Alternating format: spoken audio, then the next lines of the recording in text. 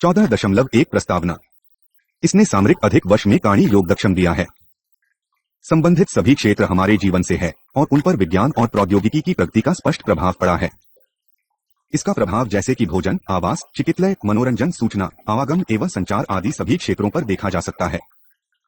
प्रौद्योगिकी ने हमारे जीवन को सरल और सुखमय बनाया है, परंतु विकास की प्रक्रिया में प्राकृतिक संसाधनों का अधिसित दुरुपयोग हुआ है। इसके कारण पर्यावरण की व्यापक क्षति हुई है। प्रदूषण, अम्ल वर्षा, एसिड रेन, वनों में कमी तथा संकटमय जैव विविधता ने यह स्थिति उत्पन्न कर दी है कि मानवता और स्वयं पृथ्वी पर संकट आ गया है। इसी कारण सतत विकास की अवधारणा को प्रोत्साहित किया गया ताकि विकास की प्रक्रिया को इस प्रकार जारी रखा जाए कि पर्यावरण की न्यूनतम हानि हो और भविष्य की पीढ़ियों प्रजन स्वयं का संपोषण करना। प्रौद्योगिकी और विकार का गहरा संबंध है, इसीलिए पर्यावरण अनुकूल प्रौद्योगिकी का ही प्रचीज किया जाना चाहिए। इसलिए संगठित प्रयास करना होगा ताकि पर्यावरण के अनुकूल प्रौद्योगिकियों का विकास किया जाए। ऐसा कृषि उत्पादन पुनः उपयोग करने योग्य ऋता व्यवस्था का विकास और उपयोग तथा प्रदूषण नियंत्रण के संदर्भ में करना आवश्यक है। देश के अंदर ही विकसित संतत प्रौद्योगिकियों की पहचान करके उनका मुख्य धारा में उपयोग करना होगा। परिष्कृत साज सामान, प्रौद्योगिकी हस्तांतरण समझौतों, धन की आपूर्ति, विशेषज्ञ तथा अनुसंधान सहयोग के प्रावधानों के एशिया के संदर्भ में उपयोग तथा प्रदूषण नियंत्रण के संदर्भ में करना आवश्यक है। देश के अंदर ही विकसित संतत प्रौद्योगिकियों की पहचान करके उनका मुख्य धारा में उपयोग करना होगा। परिष्कृत साज सामान, प्रौद्योगिकी हस्तांतरण समझौतों, धन की आपूर्ति, विशेषज्ञ तथा अनुसंधान सहयोग के प्रावधानों के द्वारा प्रौद्योगिकी में विश्वव्यापी विनिमय की आवश्यकता है। 14.2 सज्जा प्रौद्योगिकी की अवधारणा। सतत विकास की दिशा में विज्ञान और प्रौद्योगिकी की सशक्तिकरण की अवधारणा का उदय 1990 के दशक में हुआ। इससे पूर्व विज्ञान और प्रौद्योगिकी को विकास के साथ संबद्ध करने के प्रस्ताव विकासशील देशों से व्यक्तिगत रूप से विद्वानों एवं संस्थाओं के द्वारा पेश किए गए थे। इस अवधारणा को वैश्विक स्वीकृति मिली, जिसके पश्चात इस प्रक्रिया के क्रियान्वयन के लिए निर्देश तैयार किए गए। रियो के पृथ्वी शिखर सम्मेलन की कार्यसूची 21 एजेंडा 21 के अध्याय 31 में इस बात पर बल दिया गया कि विज्ञान एवं प्रौद्योगिकी विशेषज्ञों के द्वारा अंतर्विषयक आयनों का विकारा किया जाए, जिसमें नीति निर्धारकों और आम जनता का भी सहयोग हो ताकि सतत विकास की अवधारणा को व्यावहारिक जानकारी तथा नेतृत्व मिल सके। आम जनता की यह सुविधा उपलब्ध हो ताकि जनसाधारण वैज्ञानिक एवं प्रौद्योगिकी विशेषज्ञों को बता सके कि विज्ञान और प्रौद्योगिकी का प्रयोग किस प्रकार किया जाए जो कि जमालिए लाभदायक हो सके। अंतर्राष्ट्रीय समुदाय ने पहली बार 1995 में कोपेनहेगन में यूनेस्को के द्वारा आयोजित सामाजिक विकास के लिए शिखर सम्मेलन में सामाजिक विकास में विज्ञान एवं प्रौद्योगिकी की प्रासंगिकता से संबंधित मुद्दे को उठाया। 1999 में यूनेस्को द्वारा आयोजित 21वीं शताब्दी को लिए विज्ञान विषय पर विश्व सम्मेलन में अनेक विशाल अकादमियों तथा अन्य संस्थाओं के राहतशीलता और विकास की कमी का प्रश्न उठाया। इस मुद्दे को उठाने वाली में ब्राजील, जर्मनी, जापान, इंग्लैंड और संयुक्त राज्य अमेरिका की संस्थाएं शामिल थी। सम्मेलन में घोषणा की गई कि आधुनिक ज्ञानिक और पारंपरिक ज्ञान का एक दूसरे के निकट लाया जाए। यह कार्य उन विषय परियोजनाओं के लिए किया जाए जो कि संस्कृति, पर्यावरण और जैविक विविधता के संरक्षण, प्राकृतिक संसाधनों के प्रबंधन, प्राकृतिक जोखिम को समझने के उसर पड़ने वाले प्रभाव से संबंध हो। सबसे महत्वपूर्ण यह है कि चर्चा में ज्ञान की पारस्परिक व्यवस्था को काफी समर्थन मिला। 21वीं शताब्दी के आरंभ के साथ विज्ञान, प्रौद्योगिकी और सततशीलता पर चर्चा आगे बढ़ी। अगर 2002 में सतत विकास पर विश्व शिखर वार्ता में राजनीतिज्ञों, नीति निर्माताओं और वैज्ञानिक समुदाय को इस बात के लिए प्रेरित किया गया कि प्रौद्योगिकी और सतत विकास के संबंधों पर पुनर्विचार किया जाए।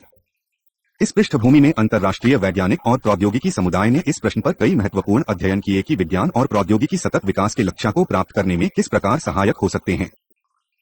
14.3 मानव संसाधन विकास। विश्व जनसंख्या में प्रति वर्ष वृद्धि हो रही है, परंतु उपलब्ध संसाधन पूर्ववत सीमित हैं।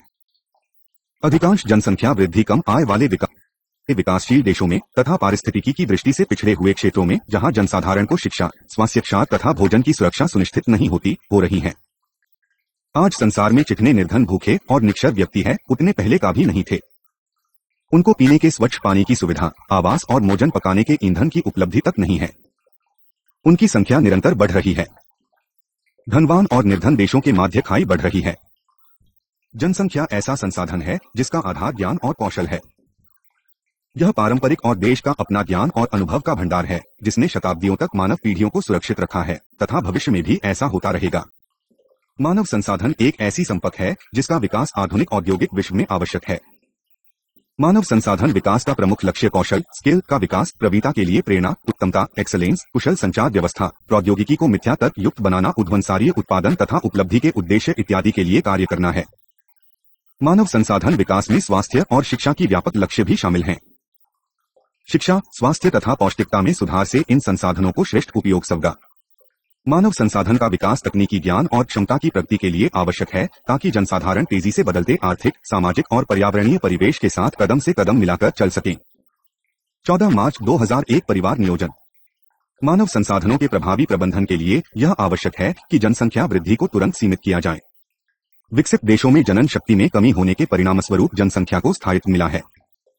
इसके विपरीत विकासशील देशों में जनसंख्या वृद्धि और भी तेज हुई है। वहां युवाओं युवतियों की, जो भविष्य के माता पिता है, संख्या काफी है। इन देशों में दीर्घकालीन परिवार नियोजन की नीतियों तथा धरीवार नियोजन के लिए प्रेरणा देने की आवश्यकता है। इस प्रकार दंपतियों को अपने परिवार का आकार निर्धारित करने का अधिकार मिलेगी। साथ ही यह निशेषकर महिलाओं के आत्मनिर्णय के अधिकार को भी सुनिश्चित करेगा। इसके अतिरिक्त जननी की शिक्षा तथा गर्भ निरोधक साधनों की आपूर्ति भी सुनिश्चित करनी होगी, विशेषकर आर्थिक रस से पिछड़े वर्गों के लिए। गर्भनिरोधक साधन जनन शक्ति की दर को कम करने में सहायक होते हैं। आधुनिक समय में चिकित्सा विज्ञान की प्रगति ने अनेक गर्भनिरोधक साधनों के विकल्प उपस्थित किए हैं। यह न केवल प्रभावी है बल्कि पूर्वक्षत भी होते हैं। इनका स्वास्थ्य पर कोई विस्तृत प्रभाव नहीं पड़ता। बाजार में अनेक प्रकार के गर्भ निरोधक उपलब्ध हैं, जिन्हें गोली के रूप में लिया जा सकता है, इंजेक्शन के द्वारा प्रयोग किया जा सकता है, बाह्य कम से प्रयोग किया जा सकता है, या फिर उनका शाला चिकित्सा के द्वारा प्रयोग हो सकता है। शल्य चिकित्सा के द्वारा कई प्रकार से गर्भनिरोध हो सकता है। संचार प्रौद्योगिकी की तीव्र प्रगति के साथ जनसंख्या विस्फोट को रोकने संबंधी ज्ञान सुदूर क्षेत्रों तक पहुंचाया जा सकता है। सूचना प्रौद्योगिकी, इंफॉर्मेशन टेक्नोलॉजी टू तथा संचार माध्यमों ने जनसाधारण में व्यापक जागरूकता उत्पन्न की है। 14 मार्च 2002 निर्धनता और सतत विकारा। 21वीं शताब्दी की सबसे बड़ी चुनौती है निर्धनता निवारण। निर्धनता का संबंध केवल आय से नहीं है, यह अवसर, क्षमता और सुरक्षा से संबद्ध है। निर्धनता के मूल तत्व हैं पर्यायामोजन, स्वच्छा पानी और ऊर्जा का अभाव। इन अभावों को दूर करने के लिए राष्ट्रीय और अंतर्राष्ट्रीय स्तर पर निजी क्षेत्र, गैर सरकारी संगठनों तथा शिक्षा संस्थाओं के साथ सरकार के प्रयासों की आवश्यकता है। ऊर्जा प्रौद्योगिकी, सूचना प्रौद्योगिकी तथा कृषि प्रौद्योगिकी में निर्धन लोगों को जीवन स्तर सुधारने की असीम क्षमता है। एक अनुमान के अनुसार इन तीनों क्षेत्रों से संबद्ध व्यापार लगभग 3 अरब लोगों को रोजगार देने में सक्षम है। निर्धनता की समस्या को दूर करने में ग्रामीण एवं शहरी मलिन गंदी बस्तियों स्लूमा के आमूल परिवर्तन को संभव बना सकता है। ग्रामीण क्षेत्रों को दूरसंधान और सूचना प्रौद्योगिकी के द्वारा मुख्यधारा के साथ जोड़कर लोगों की सूचना, ज्ञान एवं कौशल में सशक्त किया जा सकेगा। उत्पादकता में वृद्धि होगी तथा लोगों के मूल ज्ञान को उत्पाद एवं सेवाओं को लाभदायक बनाने के कार्य से लगाया जा सकेगा। वृहत बाजारों से जोड़कर ग्रामीण निर्धन को अधिक अवसर दिए जा सकेंगे। भारत सरकार ऐसी विशाल योजना बना रही है, जिसके द्वारा गाड़ी बूटी, प्राकृतिक उत्पादों एवं बागवानी का विकास करके निर्धन कृषकों को देश के तथा विश्व के बाजारों से लाभान्वित होने के अवसर मिल सकेंगे। सही प्रकार के प्रौद्योगिकी निवेश से लाखों लोगों के लिए संपत्ति सुनिश्चित हो। सर्वांगी सतत कृषि एवं ग्रामीण विकास की नई राष्ट्रीय रणनीति के द्वारा प्राकृतिक संसाधनों के प्रबंध का नवा मार्ग खुलेगा। जिरा से प्रगति, रोजगार तथा भूख निवारण समय हो सके। सूचना एवं संचार प्रौद्योगिकी के विकास में विश्व ही वैश्विक वाणिज्य व्यापार की सहायता दी है। इन प्रौद्योगिकियों का अभी तक प्रभावी उपयोग नहीं हुआ है, अतः उन पर अधिक ध्यान देने की आवश्यकता है। इस प्रकार वाणिज्य क्षेत्र अपनी आपूर्ति वैश्विक स्तर पर कर सकेगा। संक्षेप में प्रौद्योगिकी का इस प्रकार विस्तार वारना होगा, जिसे संपन्न और निर्धन को मध्य का अंतर कम किया जा रहा हो। 14 मार्च 2003। स्वास्थ्य। अच्छम स्वास्थ्य न कंबर मानव के लिए हितकानी और आवश्यक है, बल्कि यह सतत विकास में भी सहायक है। अनेक चैक प्रदूषित जल आपूर्ति, नष्टित समाई के अमार, जल को प्रवर्धन तथा वायु प्रदूषण के कारण होते हैं। स्वास्थ्य समस्याएं पौष्टिक भोजन के अभाव में भी सत्वग्न होती हैं। कुपोषण, मैलन्यूट्रिशन के कारणों में कैलोरीज, प्रोटीन और आयोडीन एली जैसे तली का अभाव शामिल है। इस स्वास्थ्य संबंधी समस्या के समाधान के लिए सफाई, खाद्य उत्पादन, सुरक्षित पेयजल प्रदूषण के संबंध में औद्योगिक नीति, स्वास्थ्य शिक्षा के साथ साथ रोगों की रोकथाम के लिए चिकित्सा की जटिल व्यवस्था इत्यादि का एकीकृत प्रबंधन आवश्यक है। औषधियों के क्षेत्र में पीए प्रौद्योगिकी के जबरदस्त प्रयोग ने स्वास्थ्य कक्षा में क्रांतिकारी परिवर्तन किए हैं। चिकित्सा अनुसंधान के परिणामस्वरूप ही अनेक रोगों की रोवाने बोलिए टीकों का विकास हुआ है। विशेषकर उष्णकटिबंधीय देशों में पोलियो, पीलिया, तपेदिक डिप्थीरिया इत्यादि भयानक रोगों की रोकथाम में नए टीकाकरण ने उल्लेखनीय योगदान दिया है। एड्स जैसे अत्यंत भयंकर एवं मारक रोग के विरुद्ध संघर्ष करने के लिए टीके विकसित करने के लिए शोध की जा रही हैं। औषधि विज्ञान के क्षेत्र में औषधि विकास की प्रौद्योगिकी ने अनेक नवीन औषधियों के उत्पादन में सहायता की है, जो कि प्रभावी है, परंतु जिनका कोई विशेष विपरीत प्रभाव, साइड इफेक्ट नहीं होता। निरंतर नई औषधियों की खींच से दमा और एलर्जी इत्यादि प्रदूषण संबंधित रोगी में प्रभावी सिद्ध होने वाली दवाइयों का लगातार उत्पादन किया जा रहा है। ये केवल रोगों का निदान करती हैं, बल्कि अंक भी होती हैं। अनेक प्रकार की नई शल्य चिकित्सा प्रक्रियाओं में रोगों के निदान में आश्चर्यजनक योगदान दिया है। वसर्प जैसे रोगी के निदान में भी कीमियोथेरेपी तथा रेडिएशन थेरेपी प्रभावी सिद्ध हो रही है। रोगों की पहचान की प्रक्रिया में तीव्र गति से प्रगति हुई है। ऐसा करने में कंप्यूटर जैव भौतिकी, जैव साधन और जैव प्रौद्योगिकी की प्रमुख भूमिका रही है। अनेक नए उपायों में अल्ट्रासाउंड, एंडोस्कोपी इत्यादि उल्लेखनीय हैं। एड्स जैसे रोगों की पहचान के लिए नए उच्च प्रौद्योगिकी संचक्रों जैसे एंजाइम लिंक्ड इम्यूनोसर्वेंट एसे का उपयोग किया जा रहा है। जन्म संबंधित दोषों की पहचान में उंगलियों के निशानी और डी जैसे उपायों का सफल उपयोग किया जा रहा है। चिकित्सा की भावतीय पद्धति आयुर्वेद तथा अन्य पद्धतियों जैसे यूनानी, सिद्ध, चीनी, तिब्बती इत्यादि का महत्व भी हाल के वर्षों में बढ़ा है। इन पद्धतियों की औषधियों सदियों से प्रयोग में लाई जाती रही हैं और से विषा की लगभग 70% जनता के द्वारा उपयोग की जाती हैं। वे सस्ती तथा प्रभावी होती है और उनका कोई विपरीत प्रभाव भी नहीं होता। इसीलिए चिकित्सा की पारंपरिक पद्धतियों अधिक प्रचलित होती जा रही हैं। परंतु मुख्य प्रश्न यह है कि संसार की 80% निर्धन जनता के लिए इन प्रौद्योगिकियों की साजना हार्नेसिंग किस प्रकार की जाए ताकि वे आसानी से उपलब्ध हो सकें और उनका मूल्य भी अधिक न हो। 14.4 कृषि संसार में 1 अरब से अधिक लोग ऐसे हैं जिन्हें पर्याप्त भोजन उपलब्ध नहीं होता है। अन्य अनेक लोग पौष्टिक भोजन से वंचित जाते हैं। अधिकांश निर्धन जनता ग्रामीण क्षेत्रों में मूल रूप से ये लोग प्रत्यक्ष या परोक्ष रूप से अपनी जीविका के लिए कृषि पर निर्भर रहते हैं। संयुक्त अमेरिका का अनुभव है कि कृषि उत्पादन प्रौद्योगिकी और श्रम के साधन है जो कि निर्धनता का निवारण करने और भोजन की सुरक्षा सुनिश्चित करने में सहायक होते हैं। कृषि के विकास में प्राथमिक महत्व उत्पादन को दिया जाता है। सतत कृषि नौ अवधारणा के उदय की पृष्ठभूमि यह है कि कृषि योग्य भूमि से उत्पादन की एक ऊपरी सीमा होती है। यदि उत्पादन इस सीमा से अधिक करने का प्रयास किया जाता है तो पारिस्थितिकी व्यवस्था को हानि होती है जो संततः नष्ट ही संगति है। इसलिए उत्पादन के स्तर और पारिस्थितिकी के सत्यशील होने में संतुलन होना चाहिए। संयुक्त राष्ट्र के खाद्य और कृषि संगठन के अनुसार सतत कृषि का अर्थ है संसाधनाधार का प्रबंधन और संरक्षण या प्रौद्योगिकी एवं संस्थागत परिवर्तनों को इस प्रकार दिशा निर्देश दिए जाएं कि मानव आवश्यकताओं, वर्तमान और भविष्य की पौड़ियों का संतोष सुनिश्चित किया जा सके। इस प्रकार का सतत विकास पर्यावरण को हानि नहीं पहुंचाता, तकनीकी तौर पर उपयुक्त होता है, आर्थिक तौर पर सुचारू तथा आर्थिक तौर पर स्वीकार्य होता है। सेट 14 अप्रैल 2001 सतत कृषि प्रथाएं। कृषि के साथ 2 प्रकार की पर्यावरण समस्याएं संबद्ध हैं। वे हैं: एक उच्च किमाशील क्षेत्र, वह वर्षा द्वारा सींचे गए क्षेत्र है। जवाहर के लिए दक्षिण एशिया हरित क्रांति के क्षेत्र जहां पर उच्च स्तरीय उर्वरक, कीटनाशक दवाइयां इत्यादि का उपयोग होता है और उनका उत्पादन उच्च श्रेणी का होता है। इन क्षेत्रों में पिछले कुछ दशकों में उच्च कृषि निवेश के द्वारा खाद्य उत्पादन में वृद्धि हुई। रासायनिक उर्वरकों, कीटनाशक दवाइयों और शाकनाशियों ऑक्साइड्स के अत्यधिक उपयोग तथा भूमिगत जड़ को बाहर निकालने के परिणामस्वरूप प्रमुख पारिस्थितिकीय, आर्थिक और सामाजिक राजनीतिक प्रतिघात हुए। उदाहरण के लिए पंजाब में गेहूं और चावल की नई वर्णसंकर किस्मों, उर्वरक और सिंचाई के फलस्वरूप कृषि क्षेत्र में हरित क्रांति हुई। इस प्रक्रिया में धान की खेती के लिए पानी की बढ़ती आवश्यकता ने भूमिगत जल स्तर को नीचा कर दिया, जिसके कारण किसानों को धरती के नीचे से और अधिक पानी पंपों द्वारा बाहर निकालने के लिए बाध्य होना पड़ा। आवश्यकता से अधिक उर्वरक प्रयोग के फलस्वरूप पौष्टिकता का संतुलन की गया। कीटनाशक दवाइयों युक्त पानी ने नदियों, झरनों इत्यादि जल स्रोतों को भी प्रदूषित कर दिया। अन्यत्र जैसे उत्तर प्रदेश में अधिक नमक संचय के फलस्वरूप अच्छी कृषि योग्य भूमि को त्यागना। 2 कम वरीयता क्षेत्र, ग्रामीण क्षेत्रों विशेषकर अफ्रीका में भूमि की अवनति हुई तथा वनों को काटा गया है, जिसके कारण सतत कृषि संभव नहीं है। यहाँ उच्च कोटि के उर्वरकों और सिंचाई सुविधाओं के अमान ने स्थिति और भी खराब कर दी है और वहाँ मिट्टी की गुणवत्ता घटी है। इसका समाधान ऐसी कृषि प्रौद्योगिकी को विकास से संभव है जिसके द्वारा कृषि की सतत प्रथाओं को अपनाया जा सके। इनमें निश्चित खेती, प्रिसिजन फार्मिंग, एकीकृत कोटा प्रबंधन, उच्च कोटि की फसल प्राप्त करने वाली किस्मों का विकास और सुधार की गई जल प्रबंधन प्रथाएं शामिल है।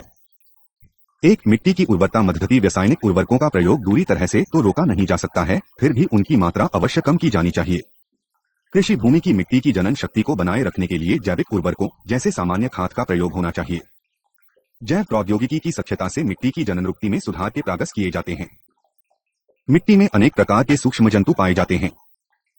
इनमें प्रमुख है बैक्टीरियाकर्ता, प्रोटोजोगा तथा एंटिपोनिक्यूट्स इत्यादि। इन्हें जैवटीका, बायोइनोक्यूलेंट्स कहा जाता है। इनमें कानों पर जैव नियंत्रण करने और पौधों की प्रगति और मिट्टी से पालू अलग करने की कर्मता होती है। एक प्रकार के गुणुस्मुत डी आर्बस्क्यूलर मायराइन एएम कहा जाता है, सबसे अधीनों की जड़ों में पाए जाते हैं तथा स्थायी में कुछ ही सेंटीमीटर तल बत्ते प्रकार परतों से जल और पौष्टिक तत्व प्राप्त करके संबद्ध कॉय को शक्ति प्रदान करते हैं। जैव टीकों का व्यापारिक उतर पर उत्पादन अमेरिका में 1930 के दशक में आरंभ हो गया था और इन्हें बीज, मिट्टी इत्यादि में मिलाया जाता था। अब अनिवासशील देश भी कॉय टीका हाइओइनोक्यूलेंस का संपादन करियो है। दो फसलों संबंधी प्रथाएं मिलीजुली फसलों मीज क्रोपिंग की तकनीक तथा फसलों की अदलाबदली धरती से पौष्टिकता वृद्धि प्राप्त करने में सहायक होती है। मिलीजुली फसल की प्रक्रिया में विभिन्न फसलों को एक ही खेत में उगाया जाता है। फसलों की अदलाबदली रोटेशन में एक फसल की कटाई के बाद खेत को खाली हेज कर मौसम की अन्य फसलों को बोने का कार्य शुरू कर दिया जाता है। इस प्रकार मिट्टी को क्षतिग्रस्त होने से रोका जा सकता है। अन्य जपायों की द्वारा श्री भूमि की उर्वरता में वृद्धि की जाती है तथा अगली फसल के लिए चर्यनक की आवश्यकता कम ही जाती है। पान के खेतों में अजोला अजिल्ला नामक टीओ इनोक्यूलेंट को प्रयोग करके अच्छी फसल प्राप्त की जा सकती है। 3 अपूर्व नवीन पौधों के विभिन्न प्रकार कृषि संबंधी जैव प्रौद्योगिकी ने गेहूं, बावल और मक्ष के अधिक फलदायक अनेक प्रकार उत्पन्न किए हैं। वे ही हरित क्रांति का आधार हैं। अन्य का मोटे अनाज जैसे कि ज्याद, बाजरा, फलियों तथा सब्जियों के बारे में क्षीण हो रही है ताकि उपज को बढ़ाया जा सके तथा सूखे, कीटाणुओं, वायु तथा बीमारी अवरोधक प्रकारों की खेती की जा सके। टमाटर की अनेक ऐसी किस्में अपनाई जा रही है जिन्हें अधिक समय तक सुरक्षित रखा जा सकता है। कपास की एक विशेष किस्म का विकास किया गया है। इसमें ऐसे रसायन है जो कीड़े मकोड़ों को नष्ट करने में सहायक होते हैं। नए कपास के पौधों में टॉकमियान उत्पादक उद्योग की उपस्थिति भी है। इस प्रकार कपास के पौधे कीटाणुओं के आक्रमण से सुरक्षित रहते हैं। अतः इन पौधों को कीटाणुनाशक दवाइयों की आवश्यकता न्यूनतम होती है। अन्य प्रकार के टीकों के लिए भी शोध हो रही है। ऐसा भी विश्वास किया जाता है कि टमाटर की ऐसी उपज का विकास किया जा रहा है जिससे पीलिया अवरोधक टीरण बनाए जा सकेंगे। नई प्रौद्योगिकी से प्राप्त टीकों के विकास से अन्य पारंपरिक टीकों पर होने वाले व्यय की कम किया जा सकेगा। 4 एकीकृत कीटाणु प्रबंधन एकीला कीटाणु प्रबंधन इंटीग्रेटेड पेस्ट मैनेजमेंट इंसानी द्वारा कीटाणुनाशकों का सोच समझकर किया गया उपयोग होता है। यह अनेक क्षेत्रों में सफल रहा है जिसके फलस्वरूप फसलों की उपज में वृद्धि हुई तथा पर्यावरणीय समस्याओं में उल्लेखनीय कमी आई है। इस प्रबंधन व्यवस्था में किसान अपने खेत में मौजूद कीटाणुओं की पहचान करता है और फिर जिन संकेतों को देखता है जो यह बताते हैं कि स्थिति काफी गंभीर और हानिकारक हो सकती है। लेबल ऐसी स्थिति में ही यह कीटाणुनाशकों का प्रयोग करता है। इस प्रबंधन विधि से कीटाणुनाशकों का प्रयोग 50 से 70% तक घटाया जा सकता है। इस प्रक्रिया का यह भी उद्देश्य है कि केवल ऐसे कीटाणुनाशकों का उपयोग भी किया जाए जो मानव समाज को लिए हानिकारक न हो। उनका प्रयोग न्यूनतम मात्रा में किया जाना चाहिए। कुछ अन्य वैकल्पिक कीटाणुनाशक भी उपलब्ध है जो अधिक प्रभावी ही सकते हैं। प्राकृतिक कीटनाशक नीम व कृमि के रस से बताए जाते हैं। बाजार में अन्य खानात्मक कीटाणुनाशक भी है। ऐसा भी होता है कि कुछ जंतु अधिक हानिकारक कीटाणुओं को मार दें, जैसे कि कुछ यही कीड़ों को बातें कीटाणुओं को मार डालती है। एक पशुधन लाइव स्टॉक प्रथम की आशिकी इंजीनियरिंग ने पशुधन की नई उत्तम वायु नस्लों के विकास में महत्वपूर्ण भूमिका निभाई। भाषा मेंदो के लिए ऑपरेशन पार के फलस्वरूप न कंबल दूध में आत्मनिर्भरता प्राप्त हुई बल्कि उत्पादन आवश्यकता से अधिक होने लगा। आशिकी प्रक्रिया के द्वारा जन्म पशु न केवल अधिक दूध और मांस की आपूर्ति करवाते हैं परंतु में रोगों का सामना भी आसानी से कर लेते हैं। इंजीनियरिंग प्रक्रिया से मुर्गी पालन को भी महत्वपूर्ण जाम हुआ और मुर्गियों की उत्तम नहीं जन्मी। इस प्रकार मांस, मछली और अंडों के उत्पादन में नामात्रीय सुधार हुआ है। प्रौद्योगिकी की सहायता से उपजे कृषि के उत्पादों का समाज पर भी सकारात्मक प्रभाव पड़ा है। स्थानिक नई वस्तुओं जैसे कि मशरूम की खेती के अवसर प्राप्त हुए हैं। इस प्रकार ग्रामीण जनता के आय के साधनों का विस्तार भी हुआ है। 14.5 उद्योग किसी भी आधुनिक देश की आर्थिक प्रगति उसकी औद्योगिक प्रगति से मापी जा सकती है।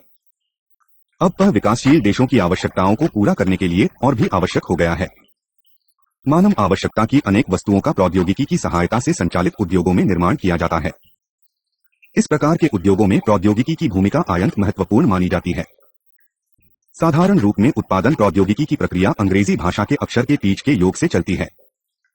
ये हैं MI/machine/know-how M2 ऊर्जा सहित भौतिक वस्तुएं कच्चा माल मटेरियल्स। M3 घन मनी। M4 प्रबंधन एवं मानवशक्ति मैनेजमेंट एंड मैनपावर। M5 बाजार और उनका उपयोग करने वाले मार्केट एंड यूजर्स। स्पष्ट है कि केवल मशीनें वस्तुओं का निर्माण नहीं कर सकती हैं। उत्पादन की कितनी भी सफल प्रक्रिया के लिए उपरोक्त पांचों का सही प्रयोग होना चाहिए। उद्योगों की पाश्चात्य वृहत उत्पादन प्रौद्योगिकी का आधार है खर्चीला कमाई। विभिन्न स्थानों से वस्तुओं के निर्माण के लिए प्राप्त बड़ी संख्या में M2 ताकि मानवीय M5 के लिए कुशल मानव शक्ति और प्रबंधन व्यवस्था M4 का प्रयोग किया जा सके। उद्योगों के प्रयोग के लिए फाये माल की प्रवृत्तियां संसाधनों की प्राप्त किया जाता है। ऐसा करने के लिए बहुधा हानिकारक मलबा का जाता है जो पर्यावरण को प्रदूषित करता है। विनिर्माण मैन्युफैक्चरिंग की एक वैकल्पिक प्रौद्योगिकी व्यवस्था में उत्पादन प्रक्रिया को सतत विकास की प्रक्रिया के साथ संबद्ध किया जाता है। यह प्रौद्योगिकी समीले उत्पादन की व्यवस्था करती है तथा निम्नलिखित समय बनाती है। 1. विकेंद्रीकृत उत्पादन। 2. स्तर की कमी को रोकना। 3. स्थानीय संसाधनों एवं कौशल का श्रेष्ठ व उत्तम। 5. कर्जा की कमीनी कुशलता में सुधार। 6. कम पूंजी धन का अनुपात। ऐसी लघु उद्योग व्यवस्था का विकास हो रहा है जो विशेषकर विकासशील देशों के लिए लाभदायक होगी। यह व्यवस्था जैव प्रौद्योगिकी, सूक्ष्म इलेक्ट्रॉनिकर, नवीन भौतिक एवं सूचना प्रौद्योगिकी पर आधारित है। विनिर्माण की इस नवीन प्रौद्योगिकी से ग्रामीण शहरी असंतुलन को ठीक करने के साथ साथ रोजगार के अनेक अवसर भी जुटाए जाते हैं। पर्यावरणीय सथशीलता के लिए उद्योगों की हती प्रौद्योगिकी को अपनाना होगा। प्रदूषण को जाना बाद में प्रचित पर्यावरण की सुधारने से निश्चय ही श्रेष्ठ है। अतः यह नितांत आवश्यक है कि उद्योग क्षेत्र में पर्यावरण अनुकूल प्रौद्योगिकी को अपनाया जाए। यह कार्य चतपावन के प्रत्येक चरण में होना चाहिए। पर्यावरण अनुकूल प्रौद्योगिकी के अपनाने में जल एवं ऊर्जा की खपत कम होती है तथा मालबे की मात्रा भी कम होती है। इसके अतिरिक्त ऐसी अनेक हरित प्रक्रियाओं को अपनाया जाता है जिनके द्वारा एक उत्पादन का मानवा अन्य वस्तुओं के लिए कच्चे माल के रूप में प्रयोग किया जा सकता है। इसे औद्योगिक चक्र इंडस्ट्रियल सिम्बियोसिस कह सकते हैं। औद्योगिक चक्र इंडस्ट्रियल सिम्बियोसिस प्रकृति का नियम है कि सभी जीव एक दूसरे पर निर्भर रहते हैं तथा एक दूसरे के बेकार वेस्ट का भी उपयोग कर लेते हैं। यहाँ तक कि वे मूर्ख जीवों, पशुओं इत्यादि के हीरों को भी विकसित कर लेते हैं। इस व्यवस्था को कलनावीर डेनमार्क में औद्योगिक क्षेत्र में अपनाया गया है। वहीं 4 उद्योग है Anne's, zip, novo Nordisk, दस्टैट oil. प्रथम उद्योग में कोयला जलाकर विद्युत ऊर्जा तैयार की जाती है। इस प्रक्रिया में जीमाद उत्पन्न होती है। वह 6000 घरों को गर्म रखने के लिए प्रयोग की जाती है। इसी प्रकार अन्य पदार्थ जैसे कि राख का उपयोग सड़क निर्माण जैसे कार्यों के लिए किया है। इसी प्रकार एस्नेस की भाप का उपयोग औषधि निर्माण की नोवो नॉर्डिस्क कंपनी उबले खाद्य पदार्थों के उत्पाद के लिए करती है। इसी प्रकार अन्य उद्योग भी रेमल्बे या धार्थ का योग अपने अपने उद्योगों के लिए करते हैं। इसे ही औद्योगिक चक्र कहा जाता है। 14.6 प्राकृतिक संसाधन। प्राकृतिक संसाधनों के सीमित होने के कारण उनका शोष करना आवश्यक है। इन सीमित संसाधनों में प्रमुख जल तथा खनिज पदार्थ सहित अन्य अनेक कच्चे माल जबकि कोयला, तेल और पत्ती के नीचे का कम जैसे कुछ पदार्थ ऐसे हैं जिनकी पुनः भरपाई नहीं हो सकती है। इसीलिए उनका योग सतत रूप में करना चाहिए। 14 जून 2001 ऊर्जा तलो मानव जीवन की अनेक सुविधाओं का स्रोत है जैसे खाना बनाने के लिए ईंधन, गमर्मी कारखानों में निर्माण कार्य तथा यातायात और मशीनी कार्यों के लिए शक्ति के मूल स्रोत है। कोसला और तल जैसे ईशन, लकड़ी और कोलतार देगा मकृतिक यात जैसे कि कल, सौर ऊर्जा, बागु वायु एवं प्राकृतिक गैस तथा परमाणु शक्ति, कोयला और तेल की समाप्ति पर उनकी पुनः प्राप्ति ग्रामचपाई नहीं हो सकती है। वे रंगीकरण योग्य ऊर्जा स्रोत हैं। ऊर्जा को मोटर तथा जल विद्युत का टर्बाइन्स इत्यादि के द्वारा सेवा में परिवर्तित किया जाता है। अनेक उपकरणों के दूषित होने के कारण काफी ऊर्जा चार्ज चली जाती है। विद्युत जैसी अन्य कर्जा लागे से जाने में व्यर्थ हो जाती है। उससे भी अधिक ऊर्जा उपभोक्ताओं के द्वारा दुरुपयोग और उनके दूषित उपकरणों के कारण व्यर्थ हो जाती है। इंजीनियरिंग प्रौद्योगिकी के द्वारा विकासशील व्यवस्थाओं में बहुमूल्य ऊर्जा को बचाया जा सकता है। कुछ प्रकार के ईंधन जैसे जीवाश्म ईंधन, फोमेल फ्यूल्स के जलाने से हानिकारक गैस उत्पन्न होती है जिन्हें ग्रीन हाउस गैस कहते हैं। यह है carbon dioxide, carbon dioxide, sulphur dioxide, nitrogen dioxide तथा कार्बन मोनोऑक्साइड। यह गैसें पृथ्वी की और आने वाले सूर्य के ताप विकिरण रेडिएशन को रोक देती है जिसके फलस्वरूप ताप विकिरण बचकर जा नहीं सकता है। इसके फलस्वरूप पृथ्वी पर ताप बढ़ता है। इस प्रक्रिया को वैश्विक तापकरण ग्लोबल वार्मिंग कहते हैं। इस तापकरण के अनेक विपरीत प्रभाव पड़ते हैं। पीसे की हिम का पिघलना, ग्लेशियर का पिघलना तथा समुद्र की सतह में वृद्धि। इससे विविध जंतुओं की उत्पत्ति और उनकी उत्तरजीविता पर दुष्प्रभाव पड़ता है। इसके अतिरिक्त वातावरणीय जल वो साथ मिलकर यह गैरी नाइट्रिक एसिड और सल्फ्यूरिक एसिड को जन्म देती हैं जिसके परिणामस्वरूप एसिड वर्षा होती है। इस प्रकार की व्यों के भयंकर परिणाम होते हैं। जल का स्तर जो कि सामान्यतया होता है और जीवन को सतत बनाता है वह गिराकर 2 या 3 हो जाता है। जल में एसिड वृद्धि के कारण मछलियां इत्यादि जंतु मर जाते हैं। आवश्यकता इस बात की है कि ऊर्जा के ऐसे वैकल्पिक खौली की खोज की जाए जिनसे पर्यावरण को न्यूनतम हानि हो। प्रौद्योगिकी के कारण ही संयुक्त राज्य अमेरिका ने जलाने वाली लकड़ी को स्थान पर कोयला, उसके स्थान पर तेल और अब प्राकृतिक गैस का उपयोग आरंभ किया। प्रौद्योगिकी की और अधिवा प्रगति के साथ भविष्य में ऊर्जा के अन्य सुरक्षित साधनों का प्रयोग संभव हो सकेगा जिनमें कार्बन की मात्रा कम होगी और जो गैर जीवाश्म ईंधन होंगे। प्रदूषण न फैलाने वाले ऊर्जा के स्रोतों जैसे कि पनबिजली, सूर्य ऊर्जा, प्राकृतिक गैस तथा चश्मा ऊर्जा का निकट भविष्य में विकास और विस्तार किया जा सकता है। कुछ विकसित देशों में मैथीन और एशानोल का भी अध्ययन किया जा रहा है। मोटर गाड़ी उद्योग ऐसे वाहनों का विकास कर रहा है जिनमें ईंधन की बचत के साथ साथ प्रदूषण स्तर में भी कमी आई। पर्यावरण विकसित करने वाले रसायनी के स्थान पर पर्यावरण अनुकूल संसायनी का उपयोग उद्योगों के इस जैव प्रौद्योगिकी के माध्यम से किया जा रहा है। उदाहरण के लिए टाटा उद्योग ने वैकल्पिक रसायनी की खोज करके उनका उपयोग करना शुरू कर दिया है। इन रसायनों या एंजाइम्स को सेल्यूलेज फ्री ज़ाइलनेजेस कहते हैं। इनका उत्पादन अब व्यापारिक स्तर पर फर्क विकसित देशों में उनका संभोग भी किया जा रहा है। कुछ ऐसे एंजाइम्स भी है जिनका उपयोग शराब बनाने, बैंक करने, बेकिंग, दुग्ध उत्पादी, काली के जूस की सफाई, स्टार्च, एज के द पीपल्स संशोधन, चीनी, बिस्कुट, पेस्ट्री इत्यादि बनाने, कपड़े धोने से साबुन बनाने तथा सूती जायों को रूप देने के लिए किया जाता है। अनेक हानिक सारथी को नष्ट करने में आने वाली कठिनाई को दूर करने के लिए जैव पॉलिसर्स नामक मिश्रण को बढ़ावा दिया जा रहा है। सबको से प्राप्त मालिन्य विक्रय करने में नाहीन होते हैं क्योंकि वे विक्षत नहीं होते। उनका उपयोग कुछ विशेष प्रकार की औषधियों के निर्माण के लिए, उर्वरकों की नियंत्रित आपूर्ति के लिए, मछली पकड़ने वाले जाल बनाने और गांव की तरह जोड़ने वाले एडहेसिव्स और टेप्स के निर्माण के लिए भी किया जा रहा है। 14 जून 2002 जल सबसे अधिक आवश्यक प्राकृतिक संसाधन है। पृथ्वी पर सभी प्राणियों का जीवन जल पर निर्भर रहता है। जल के स्रोत दो प्रकार के होते हैं। एक, चरती के ऊपर का पानी सरफेस वाटर। एक, दो, चरती के नीचे का पानी ग्राउंड वाटर। चरती को अमर व भूतल जल के स्रोत हैं नदियां, झरने, झीलें इत्यादि, जबकि कुंभों से मिलने वाला पानी दूसरी श्रेणी में जाता है। बंद सीट जितना लाभ नहीं जताया जा रहा में है। हिम तथा बर्फीले मैदान। जलीय हाइड्रोलॉजिकल साइकिल भूमि की और महासागर के गतिशील होने के लिए उत्तरदायी है। सांसों और महासागरों से विशाल स्तर पर भाप बनकर उड़ने के कारण वर्षा करने वाले बादलों की उत्पत्ति होती है जो कि हजारों किलोमीटर तक बलते हुए पृथ्वी पर वर्षा करते हैं। यह पृथ्वी पर ताजे पानी का मूल स्रोत है। हिम के पिघलने से भी नदियों को पानी मिलता है। जल के सतत उपयोग के लिए यह आवश्यक है कि जलयान को निर्विघ्न बने साने दिया जाए। इस बात के प्रमाण है कि बड़े स्तर पर यत्र विनाश, पेड़ों के वनों के काटे जाने से वर्षों की प्रक्रिया में गंभीर विषम पड़ता है, जहां पर्वतों से नीचे आकर नदियों मैदानी में पहुंचती है।